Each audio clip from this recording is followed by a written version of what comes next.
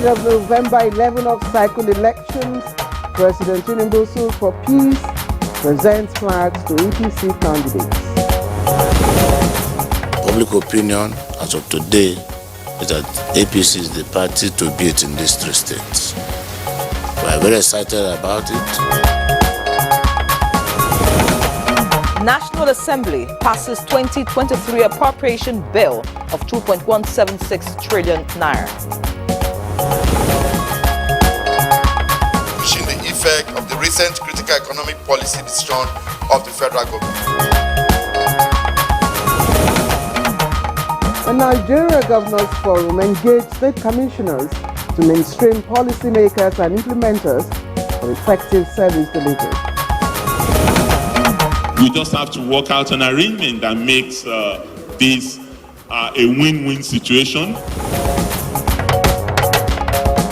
And on Good Morning Nigeria today, our focus is on Agric extension services and food system transformation in Africa.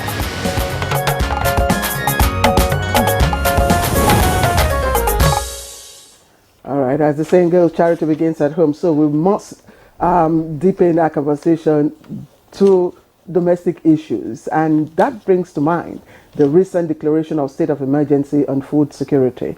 And it gave lots of hope to many Nigerians, but particularly farmers who breathe a sigh of relief. It is also expected that that declaration will bring to an end the food insecurity confronting the nation presently. That's true, and also the approval of a new policy on agricultural extension services is towards ensuring that the country does not experience shortage of food at any time in the near future. Indeed, and the policy that's of course talking about the new policy on agricultural extension was aimed at making the practice of agriculture in Nigeria technology driven. How? By supporting smallholder farmers with the necessary tools and implements as well as machinery needed to improve harvest, boost it, and of course, increase yield. For effective implementation of the policy, 100,000 extension service agents were recruited last year by the Ministry of Agriculture to drive support for smallholder farmers across agricultural value chains. So what are the responsibilities of those agents? They are tasked with engaging rural farmers, that's of course, farmers at home in the rural communities, and helping them to gain clear insight into effective agricultural, performances. And of course, it is also aimed at enabling them to overcome some of those challenges and to gain clear insight into effective agricultural practices to overcome them, while also offering them some, technical advice from time to time. This has become necessary as there is a growing lack of interest, especially among young people in farming activities, and the aged population who are mostly into farming, of course, will not be around forever. Indeed, Imre, they won't be around forever, and that's why there's been an increased advocacy to galvanize the interests of younger Nigerians in the agricultural sector, especially those of them that are into different, varieties of farming, to, succeed this aging farming population. And the essence of that is to avert any potential death of farmers in our country. And we all know the implications of that. The food crisis we're having could, of course, be tricked. Now, apart from concerted efforts on the part of, government at all levels and indeed all interest groups, the question that is being asked at the moment is what else must be done? We shall delve into some of these issues, and of course we have lined up our guests for today as we focus on the agricultural extension services and food system transformation, not just here in Nigeria, but also how it plays out in other parts of Africa. And on this note, I welcome you to the program Good Morning Nigeria. I am Claire Adilabu Abdul Razak, and it's Friday's edition. And I'm Henry John, also welcoming you to the program. We're transmitting live on the network service of the NTA. We're right here at the headquarters in Abuja. All right, so in the course of our program, we'll be having highlights of the morning news, very shortly. There will be business news. We'll join our business desk for that. And Chooks the Boy, that's Tukudioku Lugbaja, will come in much later for the newspaper review. All right, so let's stop here and begin with highlights of the morning news. And our newscaster is Olajide Bello. Jide, good morning. Good morning, Claire Nyere, and here is the morning news. President Bola Tinubu has for the first time commented on the forthcoming off-cycle governorship elections in Bayelsa, Kogi and Imo states, calling for free, fair and peaceful conduct. The president sued for peace when he presented flags to governorship candidates on the platform of APC ahead of the November 11 elections in the mentioned state. The public opinion as of today is that APC is the party to beat in these three states. We are very excited about it. We are still working because it's still work in progress. And to the glory of God and by His grace, we'll be successful in these elections. The Nigeria Security Civil Defense Corps, NSCDC, is saying it is committed to strengthening security efforts in Kogi State to ensure peaceful governorship election on November 11. Kogi State Commander Ahmed Gandhi made the pledge while parading a suspect linked to a potential disruption of public peace in the state. Anybody that has any intention of making this process, democratic process, not a success, will be after them. In the meantime, the Independent National Electoral Commission (INEC) is assuring voters in Imo State that their vote will count in the November 11 off-cycle governorship election in the state. The state resident electoral commissioner, Professor Sylvia Agu, gave the assurance at a press briefing held at the INEC Media Center in Owerri. We have made all the necessary arrangements to ensure that your votes count. And it will count. And I keep saying it's a collective effort. The Senate has passed the 2023 Supplementary Appropriation Bill of 2.1 trillion naira as requested by the federal government. The budget is for critical needs such as palliatives, defense and infrastructure, among other sectoral growth initiatives.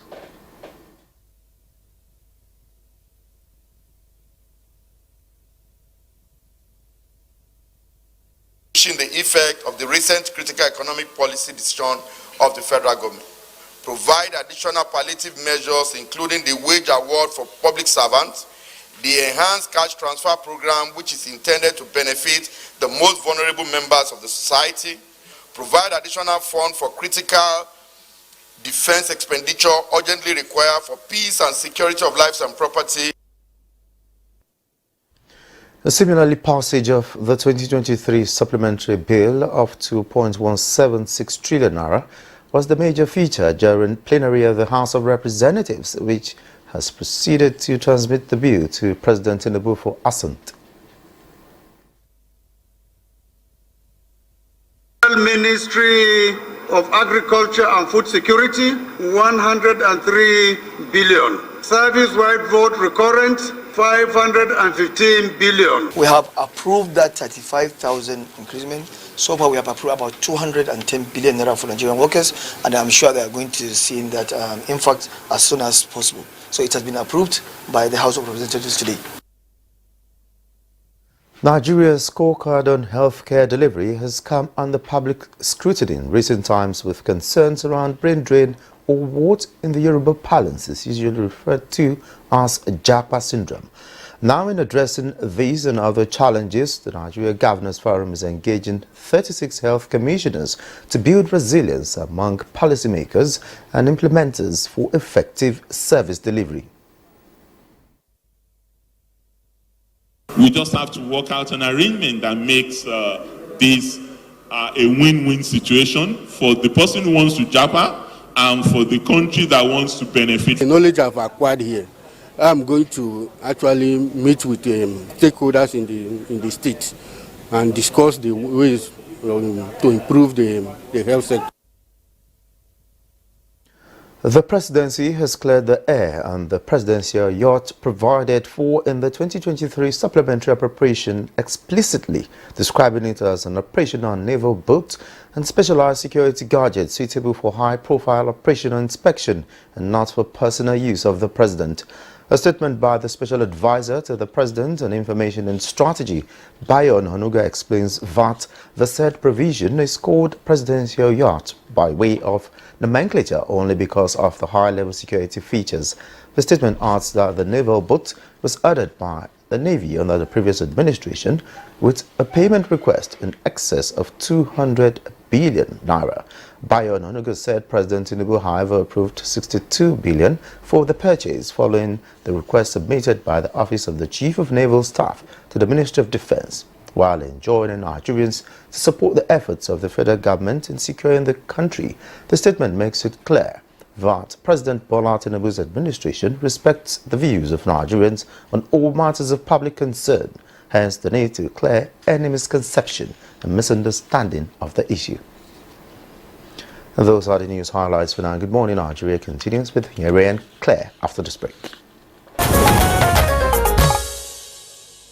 All right, it's time to get some business updates, even as we hear that fish sellers are advocating enhanced social welfare intervention as prices of fish skyrockets, among other food items. Let's get all the details from Alika Okwanachi Arwa on Business News. Fish farmers in Nigeria says the price of fish, a staple food in Nigeria, has been increasing steadily in recent times, making it difficult for many people to afford. Titus fish is now sold between 1,800 to 2,000 as against the previous 1,000 to 1,200, while sour is sold at 1,000 and above.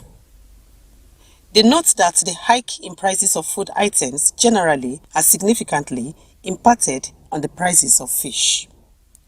They appealed to the government to take necessary steps to address the rising cost of fish and other essential commodities. Similarly, key players in Nigeria's poultry sector says the industry is on the verge of imminent collapse following the recent lifting of the restriction policy on foreign exchange required for the import of frozen chicken into the country. The poultry dealers stated that the over 12 trillion naira industry that provided over 20 million direct and indirect jobs to the citizens is not only on the verge of collapse, but also will make the country revert to the pre-year 2000, when Nigeria was a dumping ground for imported poultry products. It's going to kill local initiative. Secondly, employment rate that we've been trying to fight here and there with other monetary policy, we are going to lose hand on it, because one of the key work of the CBN is to stabilize employment. And by the time we allow importation of these goods to be coming in so much from other countries, they won't generate employment in Nigeria. They'll be generating employment in other countries. Now let's take a look at Thursday tradings on the floor of the exchange.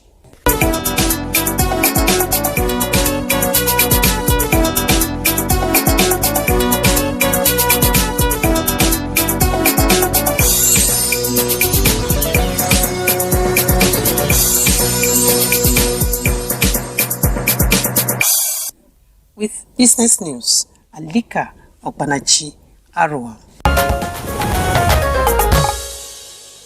All right, that was Alika Okwanachi Arwa on Business News. Next will be newspaper review. Don't go away.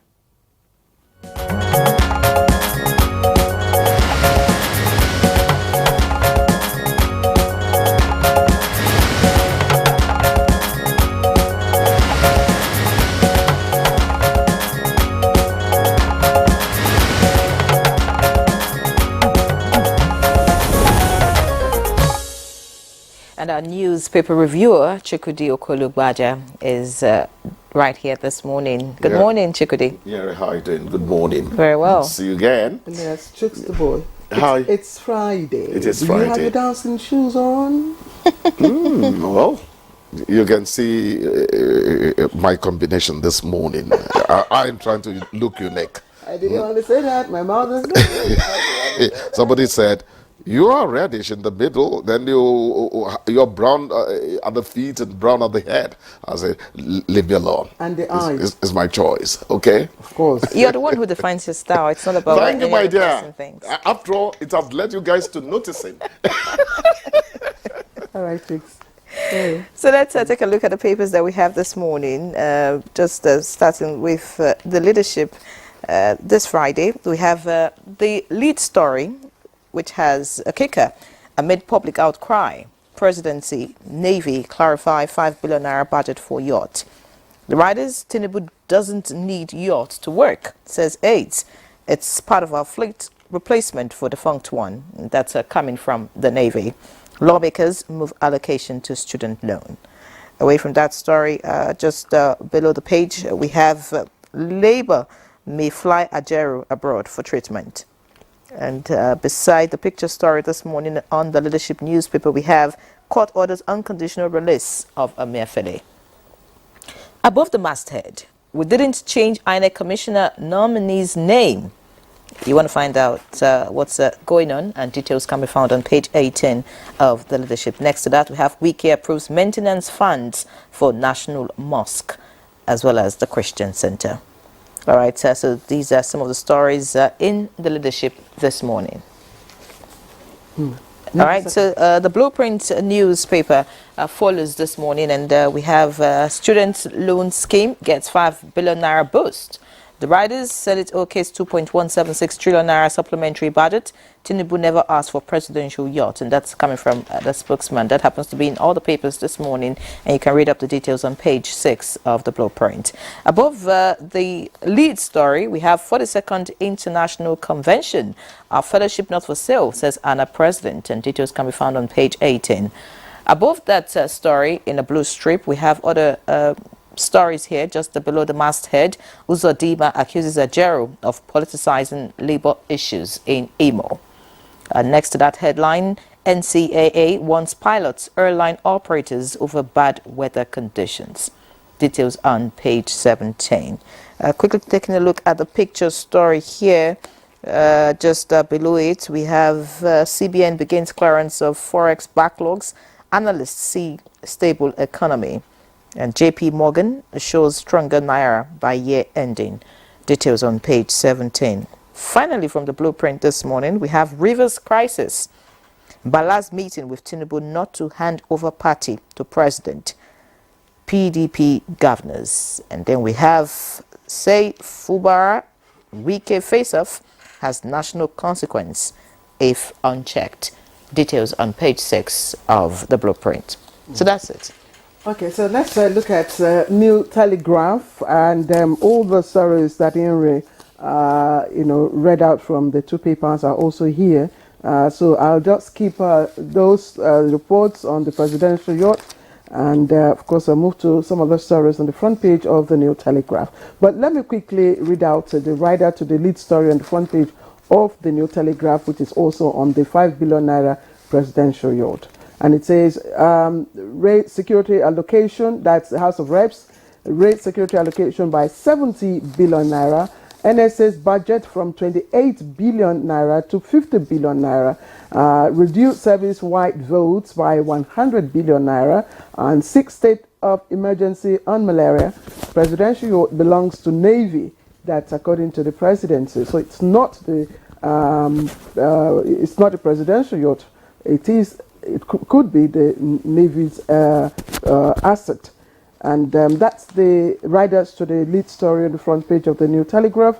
And you'll see aborted rally, the aftermath of that incident in Imo State. This paper reports blackout after attack on NLC president. And it comes with two riders. Ajeru to be flown abroad for medical care. That's according to the NLC. Uzodimma Ajeru fails to separate NLC leadership, local politics. You can read up the details of those stories on page 5. Hamilton Hayes, NCAA raises concern, warns pilots, others. Recommends airport closure, flight delay during inclement weather. And of course, the picture story that excites me and I'm sure will excite a lot of Nigerians, especially those residing in Lagos State.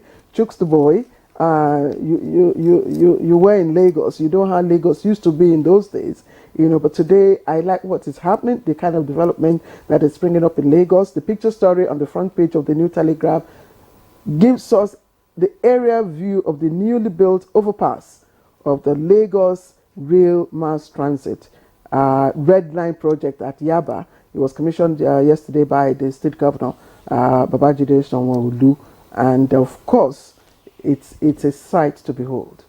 Claire, when I saw, since I left Lagos some 14 years ago, getting to now, I've not been to Lagos more than 2 times. When you come to Abuja, village people like me, when you come to Abuja, the serenity attracts you so much. You don't want to get into the Lagos madness again. But let me say this. The beautification of Lagos, starting from Oshodi, Claire, I couldn't believe my eyes. There were flowers around Oshodi. I said, Oshodi. No, this is impossible. But you see, Lagos has always been a model in many respects.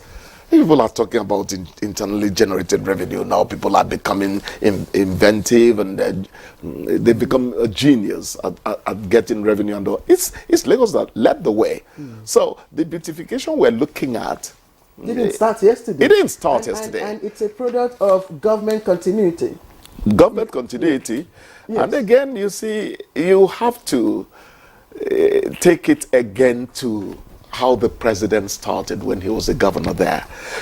Let me tell you, when you get into governance and you project into the future, planning is supposed to be spread over a long time, beyond your incumbency. When you plan like that, things usually, and when you have soulmates, people who believe in your vision and all that, subsequent administrations keeping on, and you like what is happening. Lagos actually is becoming a model to be emulated in many ways, if you ask me. Indeed. There's also the story on the presidential yacht,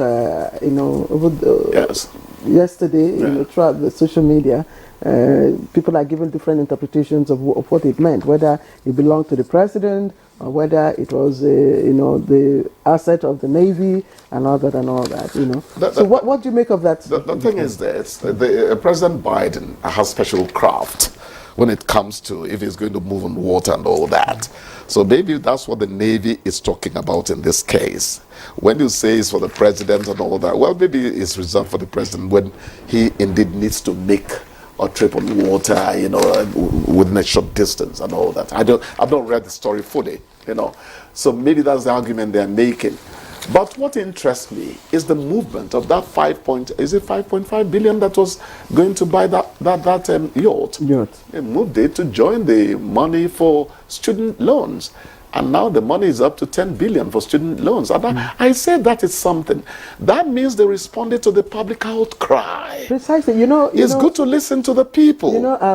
I've said we are not trying to belittle the presidency.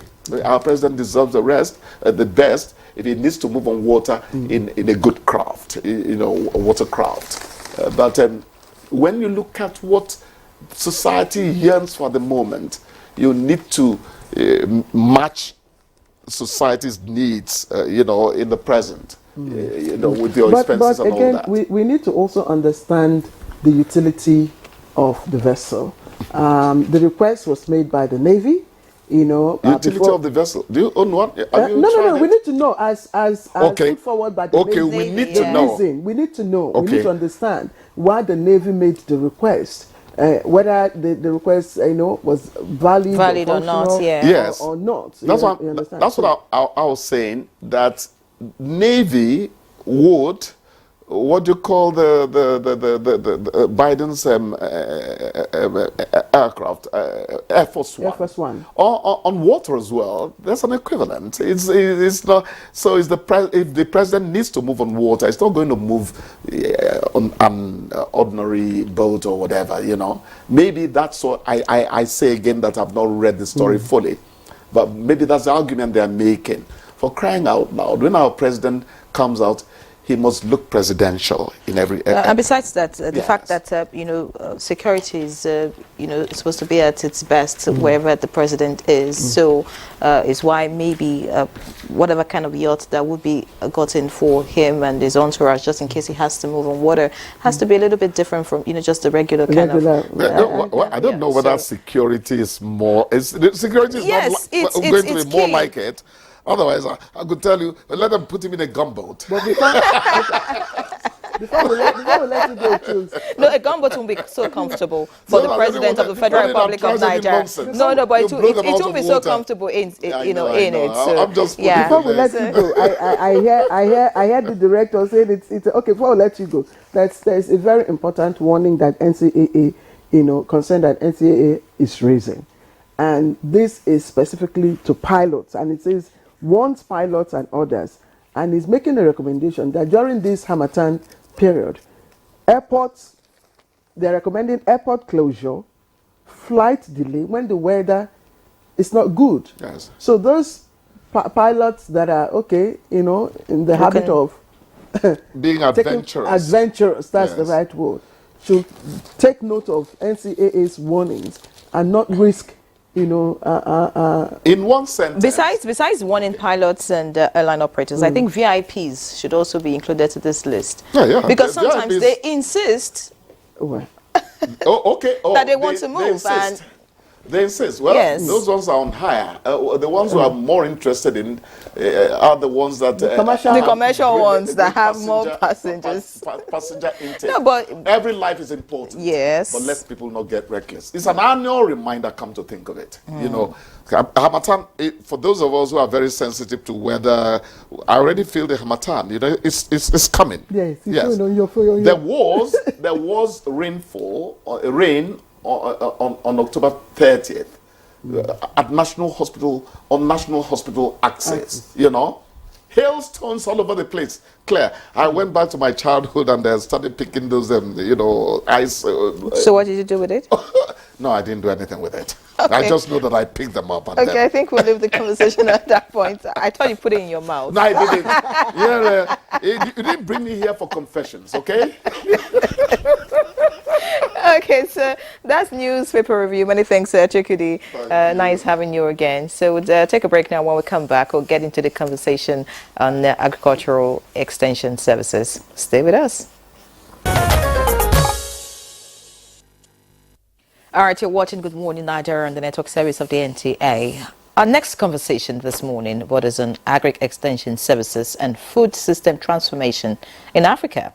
And to set the tone for our discussion, let's see this backgrounder put together by Abdulsalam Jibril. In the not too distant past, groundnut pyramids stood majestically in some northern parts of the country. This was the pride of the country and a symbol of Nigeria's agricultural prowess. In the southern and eastern parts also, various agricultural produce that includes cocoa, vegetables, and yams, among others, were consumed locally and exported. In those yesteryears, agriculture was the mainstay of the Nigerian economy, providing livelihoods for many Nigerians and generating millions of jobs. With time, however, the groundnut pyramids disappeared and agriculture lost significance to crude oil. In 2022, the 11th edition of the Global Food Security Index showed that Nigeria ranked 107 out of 113 countries globally. In January this year, the United Nations estimated that more than 25 billion people in Nigeria could face food insecurity, which is a 47% increase from the 17 million people who were already at risk of going hungry, mainly due to the ongoing insecurity, protracted conflict, and the projected rise in food prices. Consequently, the government declared a state of emergency on food insecurity to help tackle food shortages, stabilize rising prices, and increase protection for farmers facing violence from armed groups.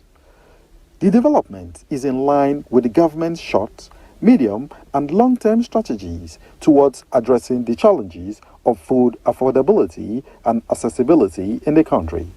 The government also approved a new policy on agricultural extension services aimed at making agriculture technology-driven by assisting smallholder farmers with the necessary tools towards increasing yields and boosting harvest. However, some experts maintain that without addressing the climate crisis, the food security push may not be achieved. Some analysts also insist technology is not enough, urging government to make agriculture attractive for young Nigerians and introduce other agricultural methods such as regenerative agriculture, among others. These and more will form the crux of discussions as guests speak to Agric extension services and food system transformation in Africa shortly.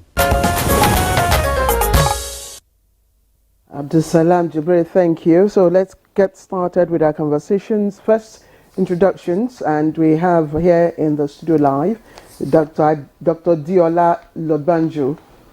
He's the Director to Department of Agricultural Extension Services, Federal Ministry of Agriculture and Food Security here in Nigeria. Dr. Diola Lodbanju. Good morning, presenters, and good morning, all our viewers all over the world. And also here with us in the studio is Max Olupot. Max Olupot, Director Programs, African Forum for Agricultural Advisory Services, AFA's Secretariat in Kampala, Uganda headquarters. Mr. Max Olupot, thank you very much for joining us. Thank you, and it is a pleasure to be in this beautiful city of Abuja. It has now become my second home. Thank you. Good to hear that, thank you. We also have a lady, the only lady in the midst of our guest today. I want to believe that. Dr. Mercy Akeredolu. She's a board member, African Forum for Agricultural Advisory Services, AFAS. Dr. Akeredolu, thank you for joining us. Thank you. Good morning, presenters, and good morning, Nigerians. Also joining us from our Kaduna studio is Professor Emmanuel Ikani. He's a professor of Livestock Extension and Executive Director, Nels Zaria Kaduna. A pleasure to have you join us, sir. Good morning. Thank you for having me. You're welcome. We also have joining us via Zoom another professor, Professor Yusuf Idrissa, the Dean Faculty of Agriculture, Yobe State University, and also the President of Agricultural Extension Society of Nigeria. You're welcome to Good Morning Nigeria, Prof. Thank you, my uncle. Good morning, Nigeria. All right, thank you all for joining us for this conversation. Let me begin with Mr. Max Olupot, who is the Director of Programs, African Forum for Agricultural Advisory Services, AFAS. And when it comes to statistics, agricultural statistics, Sub-Saharan Africa ranks very poor. In fact, some of the countries rank lowest in terms of food security, when you talk of poverty, when you talk of hunger, when you talk of malnourishment and nourishment, the statistics are very, very poor. And even in terms of growth, agricultural growth, it's also very poor. What do you think could be the root cause of the growth stagnation in Africa? Thank you very much. Thank you, Nigeria. Thank you, Africa. It is a pleasure to be here this morning to talk about the agricultural transformation in Africa. Certainly, there is a lot of effort that is making Africa to move, but also we have a lot of challenges, a lot of hindrances that we ought all to tackle as Africa. Africa definitely will feed Africa. So in statistics, we note that agricultural growth for some years has been going well, but along the way, many countries are starting to decline. There are few countries that are doing well. This also comes in line with the African ambition of investment in agriculture, which was passed in 2003 in Maputo under the Comprehensive Africa Agriculture Development Program, which gave Africa a limelight that all the governments would invest 10% of their budgets in agriculture. And if you go into the records, especially through the biannual reviews that we always look through, many of the African governments have not invested 10% of their budgets in in agriculture. Of course, you know, we should be investing in agriculture because this is where all of us are. Everybody must have food on their table. Everyone must be able to have good nutrition. But certainly we notice that the investment in agriculture is not up to the agreements that we have accepted as Africans. So this is a big problem. Therefore, this is causing a lot of challenges because you cannot increase the productivity and the production if the investment is not adequately addressed. We also have issues of capacity. The capacity to be able to manage technology, to be able to disseminate these technologies. This capacity could be individual, institutional, system-wise. All these are not correlated, the synergies. We note that this is very important, that we should be able to develop this capacity. We have the issues of policy, the policy environment to enable the actors to be able to work together, to enable the system to function. If you have a body and other parts of the body are not working well, therefore you will not be able to perform. So a lot of things are happening, but we think coming together, we should be able to synergize and pull together the resources. The little resources that we have must be able to transform Africa if we really invest them in the right direction, but also ensure accountability and make sure that Africa is feeding Africa. All right, many thanks, Mark Soluport. Great opening there. And of course, yes, let's now focus on Nigeria. Dr.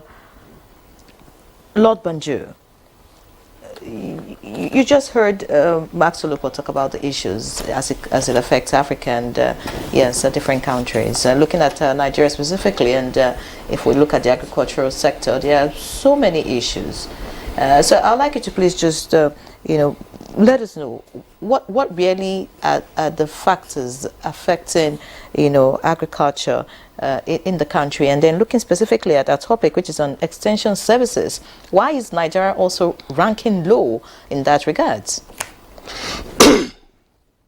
Thank you, Mr. Madam Presenters. Let me focus on what you have just said, the issue of extension. Extension services is the middle link between research and, of course, farmers. And what that simply means, that extension, we harvest the latest technologies from the research and push them to the farmers. Therefore, if extension is weak, farmers cannot have access to latest technologies of production in the value chain. But the Federal Ministry of Agriculture has been doing wonderfully well in terms of linking research to farmers. Don't forget, the agricultural research institutes in Nigeria are under the Federal Ministry of Agriculture and Food Security. The Federal Department of Agricultural Extension Services is a major department in the ministry. The Nigerian Agricultural Research and Extension Liaison Services, and of course the Executive Director will soon speak, is also under the ministry. So having identified extension as a key factor that can drive production and productivity of farmers, agricultural economy in Nigeria, the ministry is investing heavily in extension delivery services in Nigeria. For example, last year alone, the ministry trained over 3,000 extension agents in Nigeria, all over the 36 states and FCT of the country. Even this year, the ministry is about commencing training of additional 2,000 extension agents in Nigeria. But one problem is this: having realized that the number of extension agents in Nigeria is decreasing, the government has been encouraging state governments, who are the owners of these extension agents, to keep employing more to replace older extension agents who have retired from service. Number two, the ministry is also, in relating with the state governments, has asked them to identify what we call lead farmers, contact farmers, educated farmers, who can serve as extension agents to pass the agricultural information to their colleagues. And of course, we are using them to fill in the gap in states where we have poor, low number of extension agents, and we are achieving results. Apart from that, this year alone, the federal government, the Federal Ministry of Agriculture has trained over 20,000 farmers, lead farmers and farmers in various value chains. I can mention them: cassava, maize, tomato, wheat, rice, sheep and goat, fisheries, and many others. It's not only about training, they have also empowered them with what we call starter packs to start what we call commercial farming.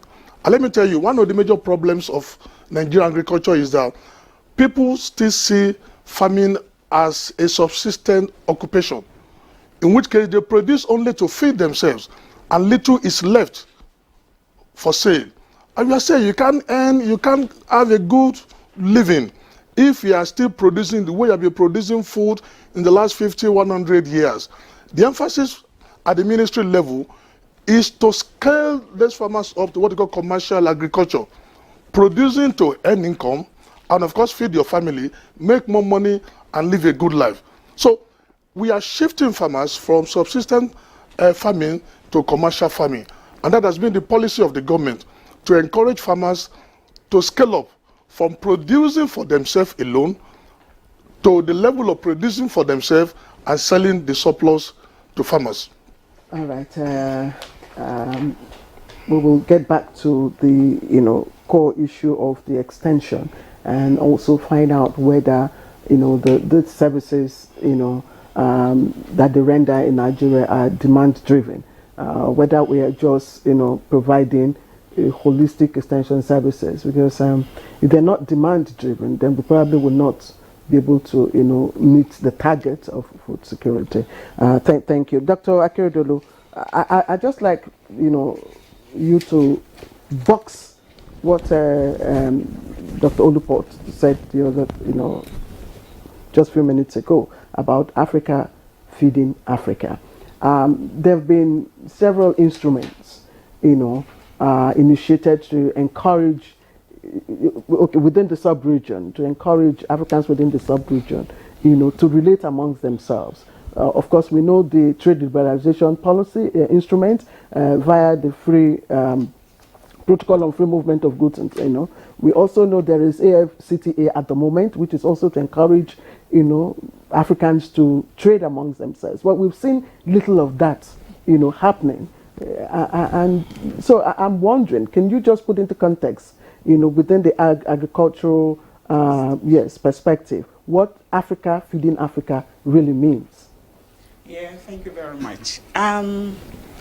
Within at the global level, and within the agricultural extension space, we have what we call the Global Forum for Agricultural Advisory Services.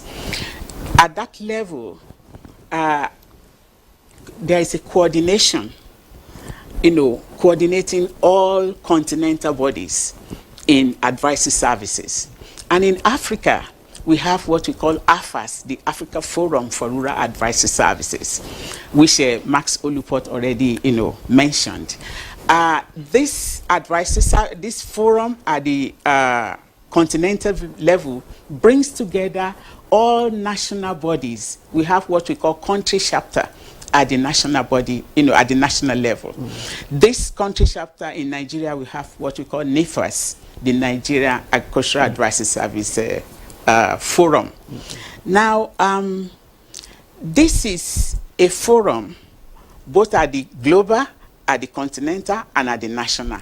They will bring together all practitioners, all experts, all stakeholders, including farmers. We bring them together to look at agricultural extension issues. There are many issues out there affecting agricultural extension and advisory services. But this forum will bring together all these people, all these experts, all these stakeholders to deliberate and map a way forward as to how to solve all this problem. And I'm happy to inform you that by Monday, Nigeria is hosting Africa here in Abuja, here at the Continental Hotel, former Sheraton Hotel, where we are going to deliberate on harnessing agricultural extension and advisory services to strengthen regenerative agriculture and nature-based solutions to improve food systems in Africa. We are bringing people from across the globe. 32 countries have registered, that is, participants from 32 countries have registered, and then about 1,000 of them are expected to be here physically in Abuja. Why is this renewed and elaborate focus on extension services and Agric? Because it's been there. Many African countries are rendering extension services. So why is there a renewed focus? There are so many issues coming up now, emerging issues. Climate change is real, you will agree with me. Biodiversity loss is real, you will agree with me. Pollution is real, you will agree with me. All these are affecting food security in the whole of Africa. You have extended droughts, you have desertification all over.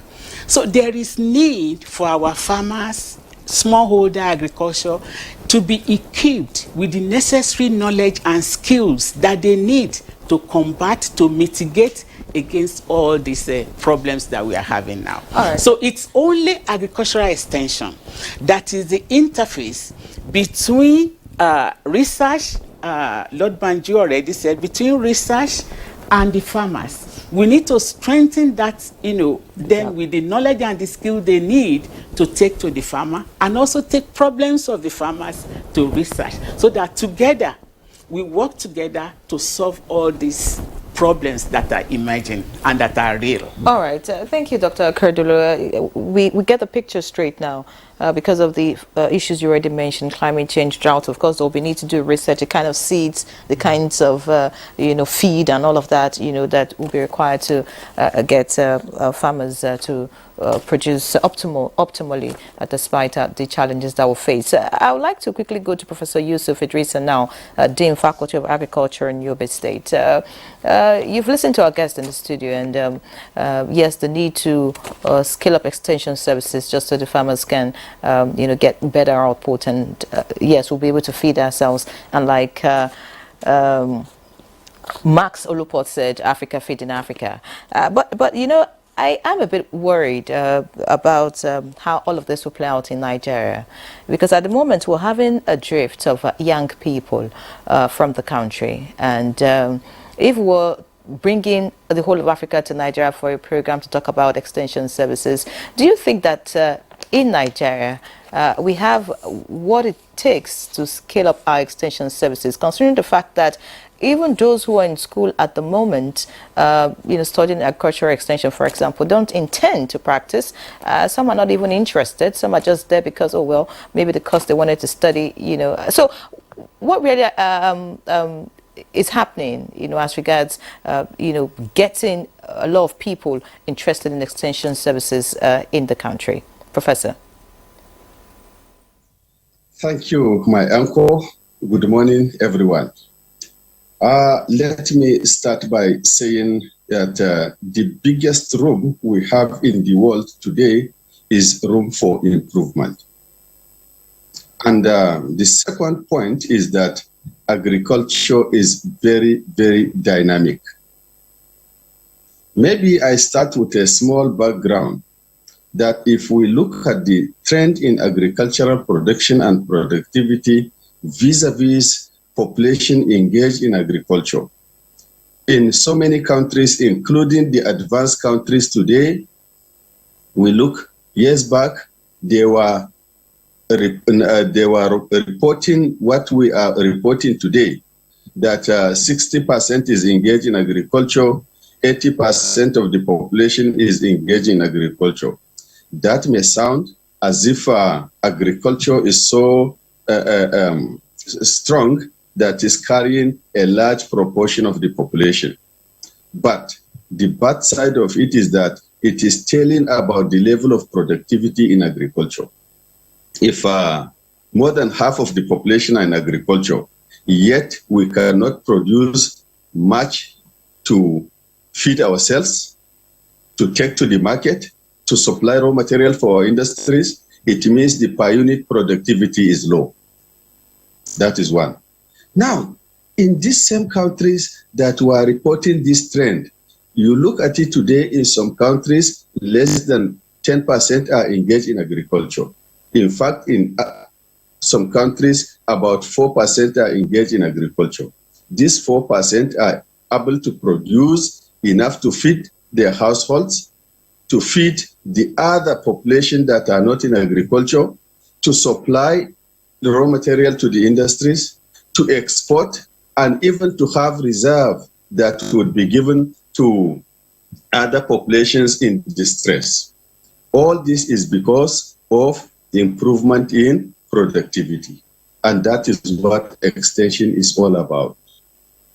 If we continue to do things the old way, we continue to use rudimentary tools in agriculture, we will not get it. How do we get things right? How do we take improve technologies? How do we enhance productivity? How do we make the best out of it? That is what extension is all about. Coming to your question, my dear uncle, we have lots of agricultural extension related institutions in Nigeria. There are about 30 federal universities, most of them having faculties of agriculture, with many state universities, many polytechnics, many colleges of agriculture. All these are producing graduates that the whole end, the ultimate end is for them to provide extension services to farmers. Interest in extension is a product of orientation. Extension has largely been seen as a public responsibility. It has largely been government responsibility. But the trend now is to preach or promote pluralistic extension, where private sector also comes in, where farmers will see the need for extension services. And once that trend is established, more people will show interest in extension. Even as of today, there are commercial farms that show interest in extension, are willing to pay for extension. And this is some sort of pull factor for people to develop interest in extension. And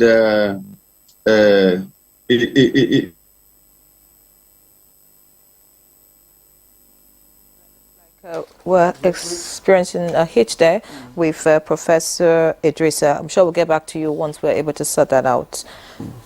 All right, Professor Yusuf Idrissa. Again, we try and get our engineers to work on the connection, the network connection. In the meantime, let's bring in Professor Emmanuel Ikani. He's a professor of livestock extension and executive director in Zaria. And it's good to have you, and it's good to know, of course, that you're a professor of livestock extension. Livestock is one of the very booming aspects of agriculture. It's not just booming; it's making people are making lots of money from it. A lot of people now, have poultry farms, in their house, at the back of their yards. Fish farms. People are rearing birds, snails and goats, chicken. What have you? So what aspect of the value chain in livestock would require extension, the services of extension workers? Very much for that's a very important question. Livestock, is the platform for animal protein.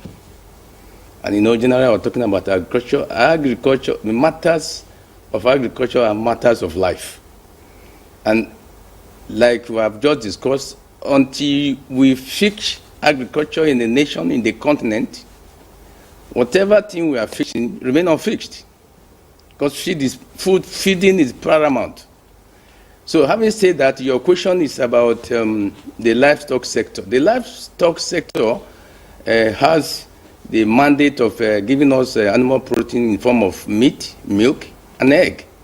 Apart from that, the byproducts are also used in various forms. And I want to say that you have said that it's booming. It's supposed to be booming because we have a population of about 220 thereabout to feed. And that's a huge market that livestock is supposed to thrive in. But unfortunately, up to now, we still have not been able to put our livestock sector into the mechanized modern form. Over 90% of our cattle rearers are still doing it free range. The poultry you just mentioned, the commercial poultry form in Nigeria is less than 15%. So we're still doing free range of local chickens. And I would need to say that you ask the question of the value chain in livestock sector, which one should the extension pay attention? All of it, right from the input to the field, to the downstream value chain, processing, storage, and even to the table. Extension will look at all of it. And I want to say this, you mentioned value chain. Of all the commodities in agriculture, livestock products are the highest in form of, when you talk about perishable goods, is the highest, highly perishable. And to get it in the quality it must be to reach out to the consumers, after a livestock product has been slaughtered, the process of preservation needs electricity, needs power. And you know, we are still doing less than 5,000 megawatts in the country. And so going down value chain to preserve our products and preserve these perishable goods, we need to beef up our power sector. And the question about what is extension supposed to be doing, the role of extension is how to do good practices, right from the input to the field actors, down to the processors, the marketers, to the table. These stages of the value chain, extension may pay attention to it for capacity building, for deploying information that will be useful to the end users, and to link whatever research is doing, like already been said, whatever research is doing to generate technology, extension is supposed to pick it up, repackage it in the form that this information, these innovations, these technologies become user-friendly. I give an example. For somebody rearing cattle, he needs to vaccinate. He needs attention of a veterinary care. This can only be done right through from the beginning to the end by extension people. And let me say this, extension space, the role of extension in all of the agriculture, not just livestock, is not just like the root of a plant, it's the taproot. Extension is the game changer because it's about changing behaviors for good practices. And so it cannot be ignored. In all sectors, across the value chains, across the commodities, extension is key. And that is the reason why, like Dr. Kariju just told you, on Monday, we are bringing the whole of Africa here so that we can rub minds on what are the recent developments for improvements in all the sectors in agriculture. And this has to be done. And then by the time we finish the meeting, the output is that everybody goes back to their country with an improved information on how to do better, how to do good actual practices in the whole of the country so that it will be better fed, like he said.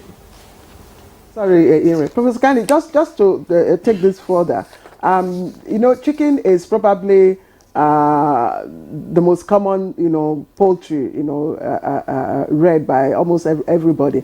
And sometimes you find those who engage in them, they build poultry, you know, farms even within residential areas.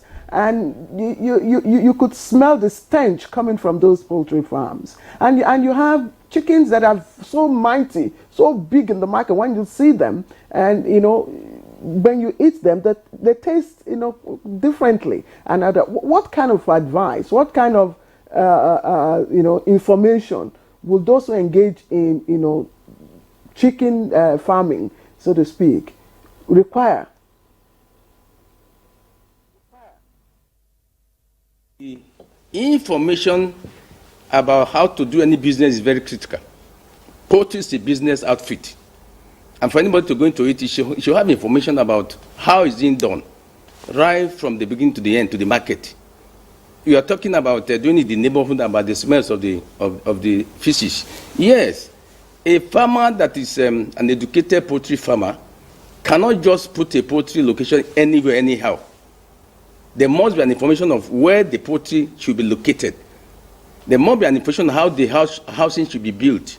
There must be an information how to manage the chickens, how to handle the feed, and how to handle the waste management. All these are the information that are made available to the farmers by extension. And like I said, if you are going to commercial poultry farming, it's not an all-commerce job. You must have the knowledge. You must have the information. An information knowledge giver is extension.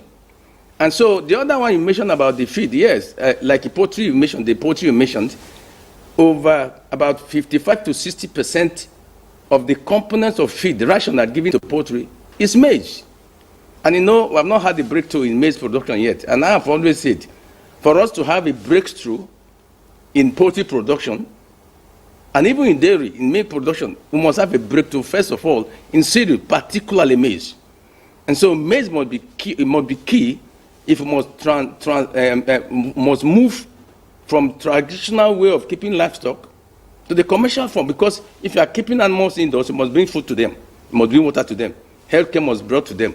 And the food bringing to them is critical. And so unless you have more than enough that human beings are eating, because they also eat what human beings eat, poultry. And so must have a breakthrough.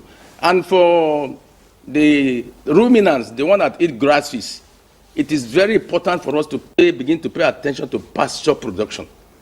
It's not yet in our culture. You must produce the grasses, the legumes that the livestock eat. It's a deliberate action. It must be part of our value chain to make sure that the pasture for feeding the livestock, the ruminant, is deliberately produced and processed and kept, particularly for feeding during the dry season. And that will help us to limit the conflict, because the conflict between the herders and the farmers is mainly about food, going about to look for food, and the trampling of farms, and that is the source of the conflict. So we must begin to pay attention to pasture production to develop our livestock sector. Of course, I would hear some of your perspectives as regards some of these issues. But let's quickly get back to Max Olupot now. We're talking about extension services. You're having a program. You want to bring extension workers together, and of course, look at how you could improve agriculture as a whole on the continent. Beautiful. But I'm also thinking, when the extension workers get it right, do you really think that farmers are ready? Because, Professor Ikani was saying something. It's not just about having the research done. It's now about acceptance by the farmers. Because if the farmers do not use whatever it is coming out from the extension services, we'll still not have a better result. So what really is the plan? How do you, let's assume that this program is a success, and then you're able to get extension workers up, and then, like the director said, in Nigeria, you're scaling up extension services, trying to get more agents and getting them trained. How do you intend to bridge that gap such that farmers are willing to do away with traditional practice and now take hold of these, innovative ways of doing things in agriculture? Thank you. First of all, I want to first start by building on the previous question on the landscape of extension and advisory services, but also most importantly, to bring on board the research itself. We are talking about food systems, and I want to focus on one word, a system. So what we are talking about is research, extension, farmers, private sector, and other actors working as a system. And in this system, a farmer is at the driving end. You know, if the farmer is at the driving end, then you are responding to demand-driven research, demand-driven extension, demand-driven product development, demand market orientation. You are now in the value chain, which is driven by the farmer's needs. So what has happened in extension landscape is that the extension is no longer the other original extension where people put on their gumboots, put on nice uniform, and went and told the farmer, because your crop is yellow, therefore you have to spray, you have to do this. Extension has transformed in a way that it is a dialogue. Extension is now an enabler, a facilitator, educator, a person who goes to live to empower the farmer so that the farmer is able to articulate their own needs. And to that to happen, it is not a one-day's job.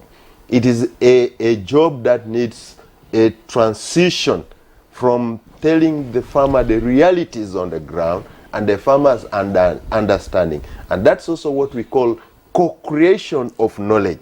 Co-creation of knowledge means that the farmer is giving what they know. Remember that the farmers are very intelligent. They have the indigenous knowledge, and indigenous knowledge is very important in informing science that we come with.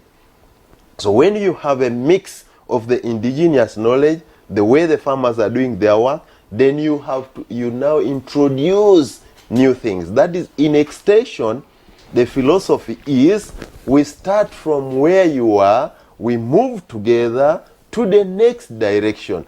And in food systems, therefore, you will not go and start the farmer in the next decade, but you start from the current situation. Where do you want to go together? Why do we want to go there together? And how shall we go there together? That's the role of the extension. In this coming conference that we are talking about, the Extension Week, which starts on Monday. In fact, it has started because we're already here.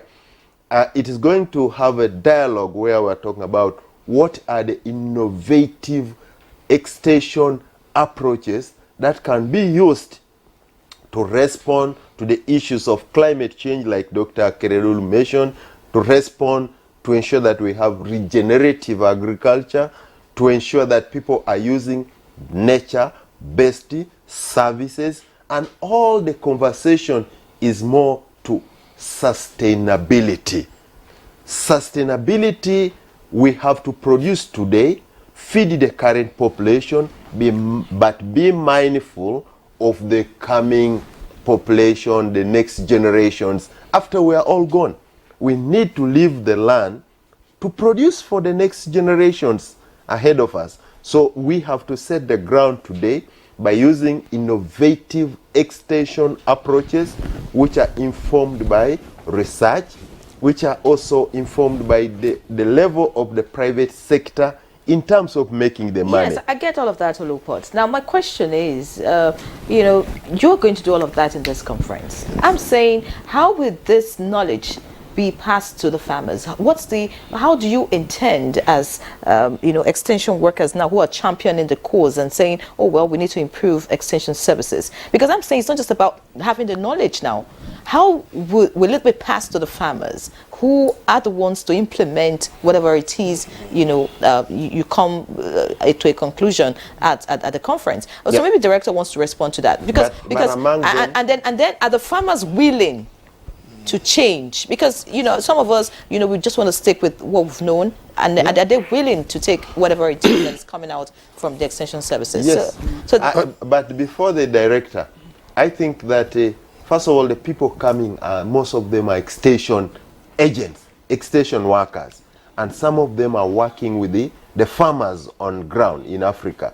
So we have organizations like Sasakawa, they are sending their agents. Agra, they are sending their agents. USAID, they are sending their agents. But also, one of the things that we are now talking about is digitalization, use of the digital means in order, because you will not be able to reach every small farmer as alone. You need to use the groups, but also you need to use the innovative tools, and one of that is the digital tools to use the market. But I hand over to the director. Before he comes in, the question she asked, I want to believe would, refer to the model of approach or of approach. In the past, in the early 70s, there was a model introduced by the United Nations, where, of course, you visit and you train. Exactly. Now that worked very well, according to research. It worked very well, and using other instruments, it made a lot of impact. And then somehow, I think UN withdrew, the World Bank withdrew funds, and that catapulted. So, Dr. Lord Banjou, what new model, apart from digitization? Everybody may not have access to, the farmers we are talking about. These are farmers that live in the rural areas. And you have, just as we are trying to connect with the, Prof now, there's connectivity issues. So are you coming up with new model? There's illiteracy also as an issue, because not even some who have phones can't even, read. Yes, I appreciate the question so well. Yeah. Just like you said, our traditional mode of extending information to our farmers through the extension agencies, what they call training and visit system. Extension agents practically every 2 weeks visit farmers as a group, as a cooperative, to pass latest information to them, to train them on ways to increase their production and productivity, and of course listen to their problems and try to solve their problems immediately. If those problems cannot be solved, the extension agent takes the problems to what we call agricultural development project as a program where they hold what they call monthly technology review meetings. They will analyze, discuss issues brought by the extension agents from the farmers and solve them. So that same extension agents within 2 weeks goes back to tell the farmers the problems that we identified last week. This is the solution to the problems. But I tell you, that is changing very fast. You talk about demand-driven extension. You talk about demand-driven extension service. In realization of that, the Federal Ministry of Agriculture, about 5 years ago, set up what they call Farmers Helpline Centers. The Farmers Helpline Centers are located along the regions in about six regional research institutes. We have one in ABU, we have one in Badegi, we have one in IRT in Ibadan, we have one in Umudike. There's another one in Lake Child Research Institute. I tell you the importance of this Farmers Helpline Center. It was well funded. The objective of this center is that each of these research centers in the region, we aggregate all their research findings that could be taken up by the farmers. So if any farmer, for example, wants an information on horticultural crops, he or she calls, the farmer calls the Farmers Helpline Center in that region. And there are people there who will pick up the calls and help to solve the problem immediately. That is demand-driven extension services. It's a scale up to the formal process where a traditional way, we are extension agents. Whether you want him or not, he visits you every 2 weeks to relate with you, pass latest technologies, and seek your problems. I get him and take the problems to where it could be answered or solved. If it's unable to solve the problems, immediately. And arising from that too, the federal government has mandated all research institutes to open an extension department in the research institute, so that they too can pass these extension messages to the farmers around the research institute. Rather than do this, yes, please, just a minute. Rather than do all this holistic, because right now our target is to, attain food security. Yes. I'm just wondering, wouldn't it have been more targeted if we identified the areas of our comparative advantage and then deploy the services of these extension agents, and then you allow the other ADP or whatever the agricultural development yes, you know, to come up with solutions for other wider farmers. I don't know. Can I quickly answer the question? The Federal Ministry of Agriculture has identified value chains where we have comparative advantage. Yeah. And I tell you, every year, I just told you of recent that the ministry trained over 20,000 extension agents and lead farmers last year. And the purpose is that we have identified what Prof called good agricultural practices that can lead to higher yield and improve productivity. Let me give you an example. The average cassava yield on farmers' feed is about 11 tons per hectare, whereas in countries like Vietnam, Brazil, Thailand, it's about 35 tons per hectare with the same amount of resources. And we are saying no. If a country is getting about 30 tons per hectare, we also have the capacity to scale up our yield from 11 tons to 15 to 20 and 25. Then what do? What we are doing is to develop the strategies, the technologies that will enhance farmers to increase their yield from 11 tons to 20, 25, along the pattern that we have in other developing countries. And how do we achieve that? Once we package the technologies, we go to the field, train the extension agents, train lead farmers and lead farmers. And of course, we also do what we call demonstration plots. Are you getting me? We set up a demonstration plots alongside the farmer's plot, and they call them to compare what they are doing and what we have done. Once they see it physically, and the yield expected or the yield seen, they'll be forced to practice what we're teaching them. Do we have the capacity personnel? Just to come in on that, I think he mentioned it. There is this concept of lead farmers. We are operating a lot now on farmer-to-farmer extension or advisory services. The farmer that lives in the village, that other farmers can easily run to for advisory services, we train them, equip them with all the necessary knowledge and skill, and they can provide advisory services to fellow farmers. This is farmer to farmer. Training on generalized area or specific areas, yes. Because extension now it's demand driven, more of demand driven extension. Most of the agroecological system, they are specific, yes, and you want to come up with specific packages. Once these packages are available, like Lord Banju said, then we train not only the extension agent, we also train farmers living within the communities, so that when extension guys are not available, the farmers they can easily go to them beautiful. And get advisory services. Good, we'll continue the conversation. It continues. Yeah. We'll continue the conversation, but I think it's time to take a break now. When we come back, of course, we'll look at other issues as regards extension services. Please stay with us. Welcome back to the program. It's Good Morning Nigeria, and we take our question to Professor Yusuf Idrissa, Dean Faculty of Agriculture in Yobe State University. Professor Idrissa, we apologize for the poor connectivity we had, while you were speaking the other time. But I'd just like to ask, what exactly happened to the earlier Agric extension services that we had? And I know there is an extension in the ABU. There's a National Agric Extension Service at the Ahmadu Bello University in Zaria. Good morning. Thank you once again. You see, agricultural extension did wonderfully well in the past. And I am not thinking it is doing badly even today. One of the reasons why it performed, or we perceived the performance to be better in the past, is due to the position of agriculture in the economy at that time. The economy relied to a large extent on agriculture, and that is the importance of participatory economy.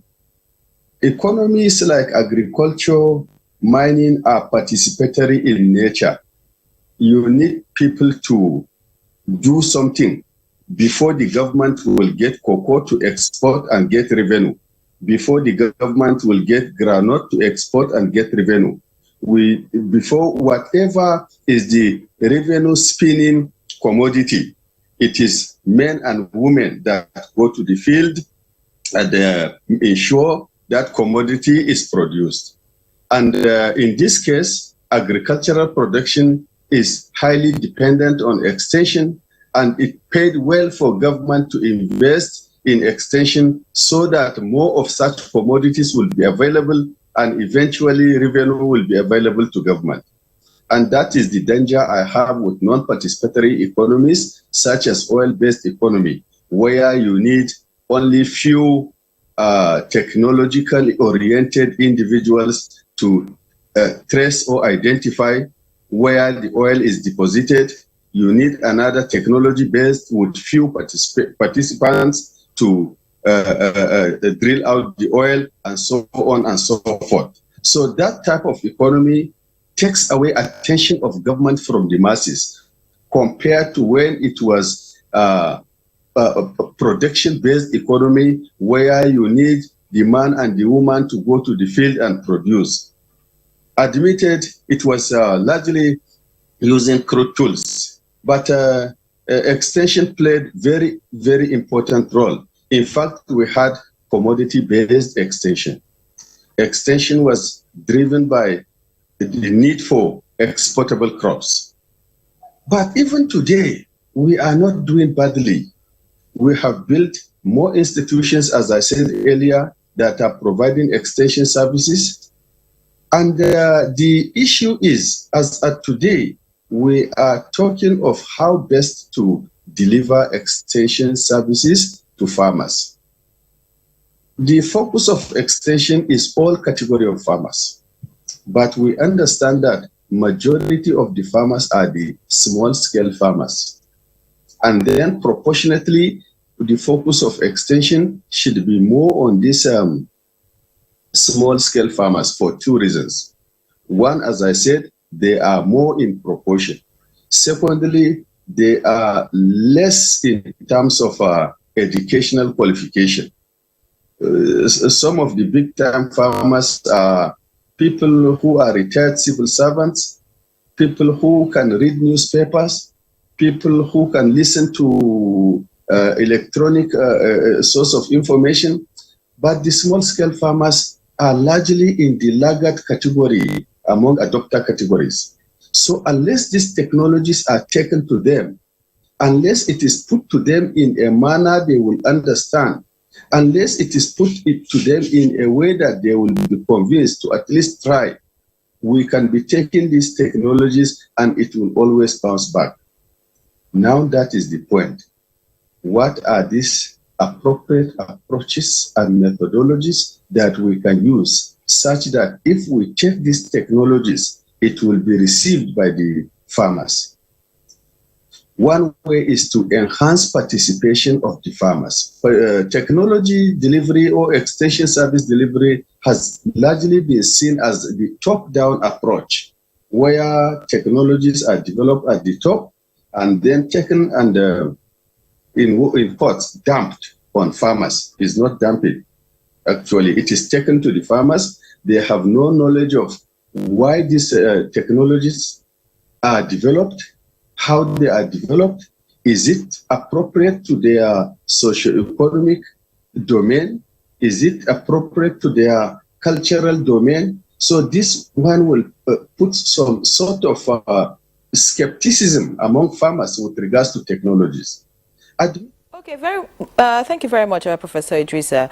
Very valid points you have, actually put out there as regards, the importance of extension services and, how to actually get it to these farmers. And like you mentioned, looking at subsistence, farmers, and all that. But, I have a question, and this time around, I'd like Professor Ikani to address this, because when he spoke earlier, he talked about, extension services, focusing on how we could have improved yield, productivity, but there was nothing on the health of people in general, because like everyone has said, when you do this research and all that, it's just so that you can have higher yield, you have big seeds, you want to have poultry beds that are bigger, there's more meat and all that. Is there attention on health Because my colleague was talking earlier about, having very big birds in the market not tasting well. And of course, there's this report about some kinds of grains you find in the market that, could actually affect your health badly in a long term. So is the extension workers, as you do your research, is there a focus on ensuring that whatever it is that is being produced or practices that are being put out there would improve our health and maybe help us live longer, not just eat fuller or I mean, just for a short time? Is there a focus on health? Professor Ikani, that's my question to you.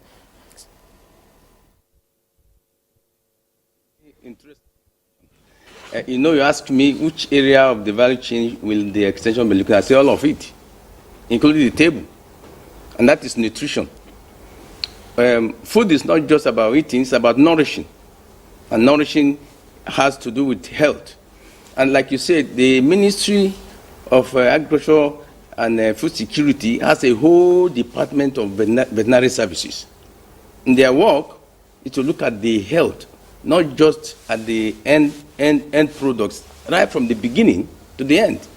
Because if you are keeping poultry, for instance, and they are down, and you give them antibiotics few days before the slaughter, there's the residual effect in the body.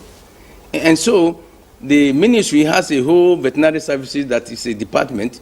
So they are not only interested on production on the field, they are also interested in the input, the quality of the drugs, the quality of the feed, and also down to the abattoirs where these animals are slaughtered. The veterinary services extend today, because they must be tested that the meat you are bringing out, the milk you are bringing out, is of quality. And that is one. Two, I also told you that the products of livestock are highly perishable. If you pick egg from the poultry house, the best you can do with is storage is about a week, 7 days. After that, you have a poison in your hand. The same milk is even worse. If you have milk that's exposed to the air, in 1 hour, 2 hours, it's not the same milk. The quality has gone down. It's almost becoming a poison. And so that's why I said that for us to have not just the product, but quality products, all of the value chain, right from the research to the field, to the input to the field, to the marketing, to the storage, to the table. All the steps must be, because a chain is about a link, and any link that is ignored it will mess up the chain. So there's no part of it that should be ignored. So the veterinary arm of the ministry is the one has the role that the quality of our livestock products is healthy for all human beings and for good nutrition. And I want to add, this is very important. There's an agency, NAFDAC, you know about NAFDAC, that is supposed to look at the food and drug that we take in Nigeria. It's also part of their job.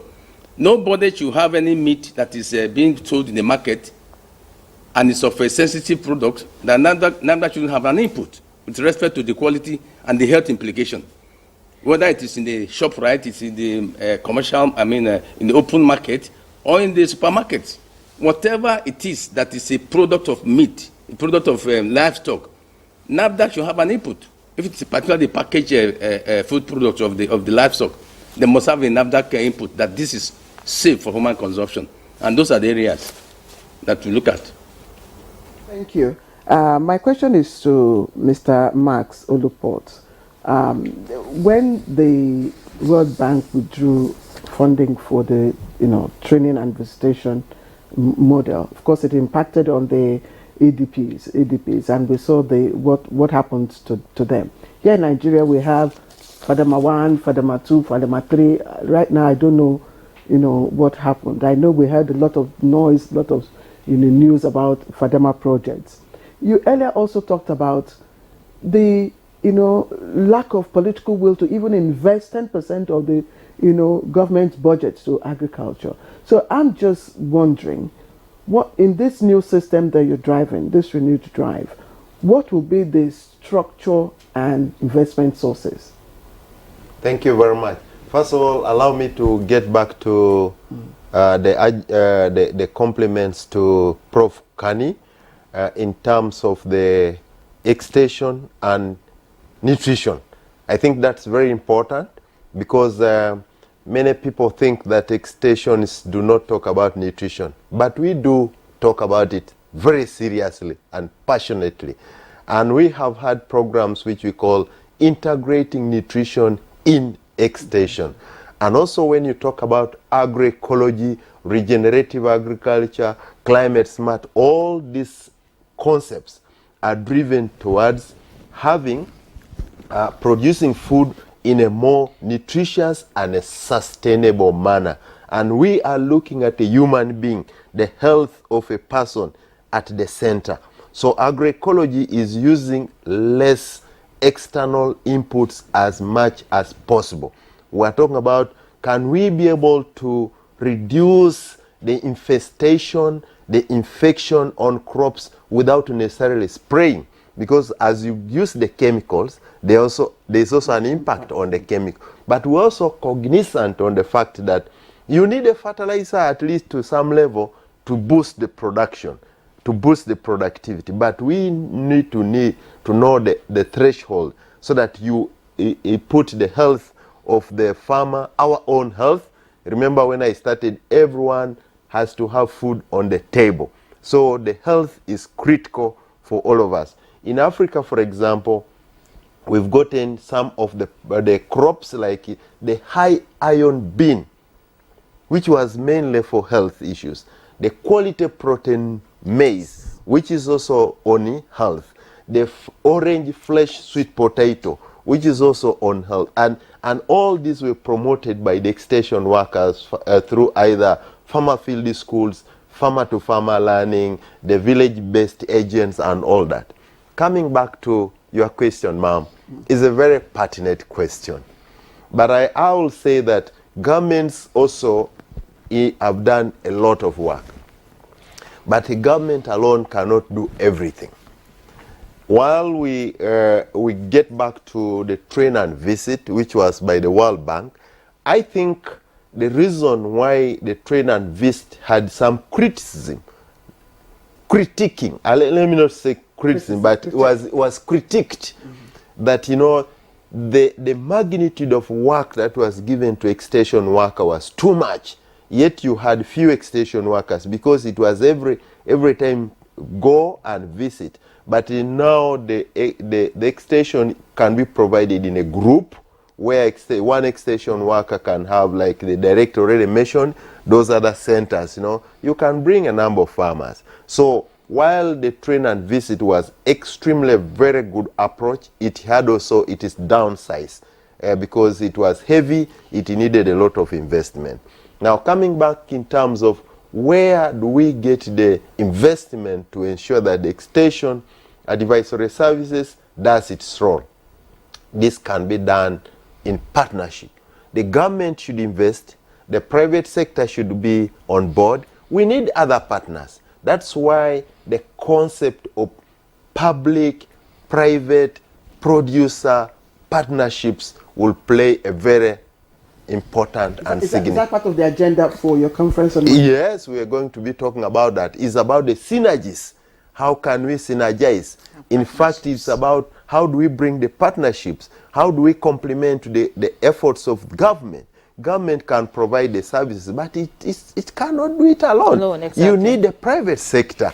If you're in a private sector, you need to cherish your government. We should be patriotic Africans. We need to be patriotic Nigerians. I know Nigerians have a wealth of some money somewhere.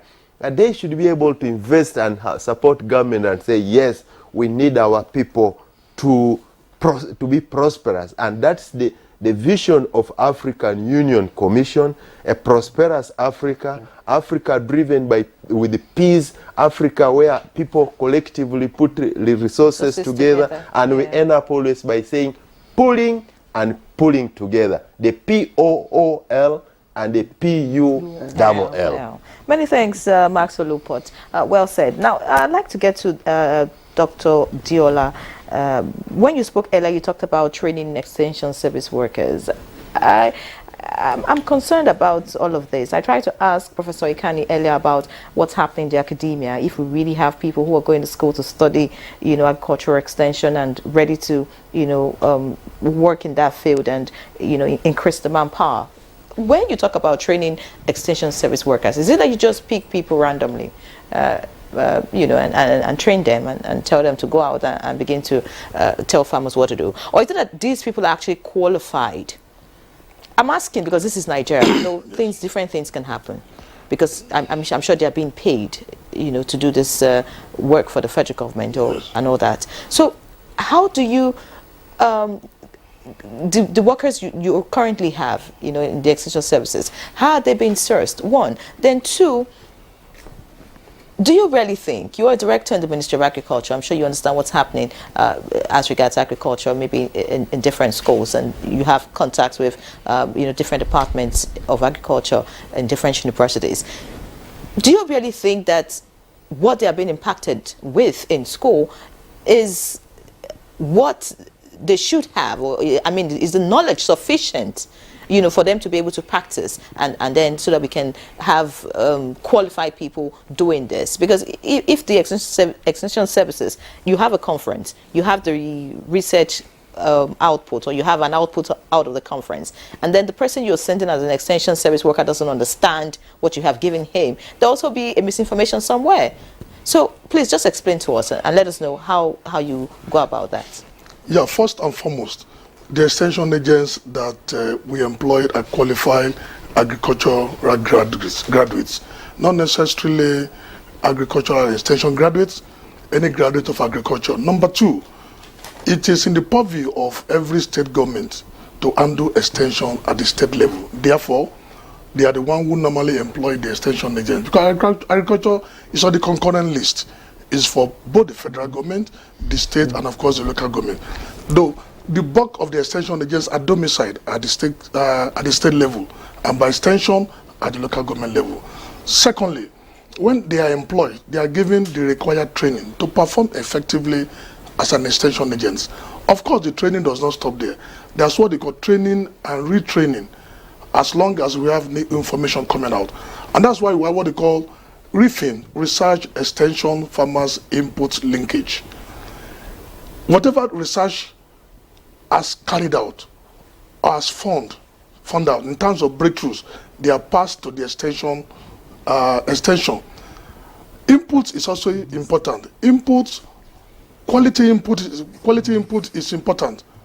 Are you getting me? And the extension agents are trained on quality research, quality input to be extended to the farmers. But let me tell you, on Monday, for example, we are going to launch, the minister will launch the first national extension manual in the country.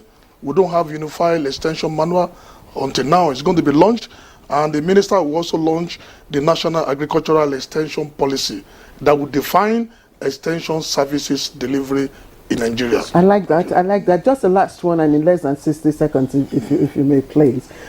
Some people are calling for an independent agricultural, development, project, such that the extension workers that will be, trained are employed in that, rather than them be domiciled in the parent Ministry of Agriculture. What are your views? Thank you very much. Let me quickly come back on the extension. Yes, in extension curriculum, we have universities, agricultural colleges in Africa. We have worked on demand-driven agricultural extension curriculum that cuts across the agricultural commodity value chains. So on curriculum, universities are aware, and they have been trying also to integrate nutrition into the curriculum. Now, on the independent agricultural extension advisory approach, I want to say, majority in Nigeria, for instance, or in Africa as a whole, they are still smallholder agriculture. Are they going to pay for this? This is the question. If they are not going to pay for it, then we still have this pluralistic approach that is very important. That is why we need to mobilize the government, We need to mobilize the private sector. We need to mobilize development organizations and even the farmers. They should be seen as partners now. They are partners in this business. They are not just people staying there, receiving everything. We are in a participatory approach, partnership approach. All of us should work together. So the government, the private sector, all of us should come together. There are different categories.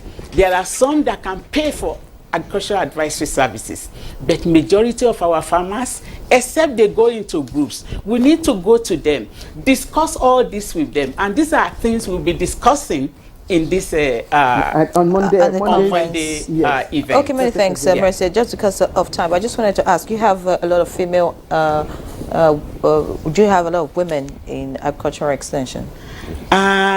We are very conscious of this. Gender sensitivity. There are not many in the besides being gender sensitive, I think in some climes you may have issues with men having to educate women if you have women farmers, right? Yes. So in some tribes also they will not allow you as a man to even get to the women. I'm sorry, but the issue is it is inclusive approach, and we are discussing this on Monday. Dr. Keredolu, we don't have much time. Thank you. I'm really sorry. We've spent our time. Dr. Mercy Keredolu, board member, African Forum for Agricultural Advisory Services, AFAS. Thank you very much. Ire, you have the rest of the appreciation. Yes, Dr. Diola Lord Bonju, Director, Department of Agricultural Extension Services, Federal Ministry of Agriculture. Many thanks for joining us on the program this morning. Max Olupo, Director of Programs, African Forum for Agricultural Advisory Services from Kampala, Uganda. Good to have you in Nigeria. Thank you. All right, pleasure. And yes, we had Professor Emmanuel Ikani, Professor of Livestock Extension and Executive Director from Zaria, Kaduna State. Thank you for joining us all the way. Thank you, Prof. All right, and finally, we have Professor Yusuf Idrisa, who also joined us via Zoom, Dean of Faculty of Agriculture, Yobe State. Thank you, Prof. All right, and that's Good Morning Nigeria for today and for the week. We'd like to thank you. You've been with us since Monday, and we ask that you join us again same time next week. I am Claire Adilabu Abdurasai from the rest of the German crew. It's goodbye from me. I'm Yen Ray John. Do enjoy the rest of your